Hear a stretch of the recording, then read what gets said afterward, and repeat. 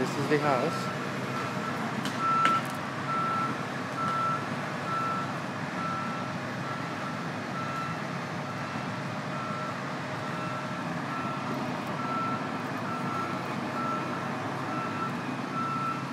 So basically, firefighters are trying to save the house.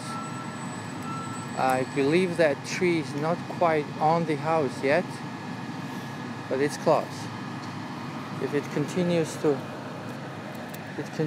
to lean, it's gonna be dropping on it. Quite amazing what nature does. Yeah.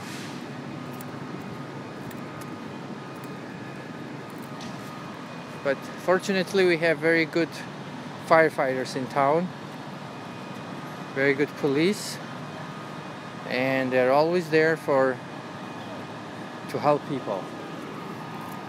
Cool.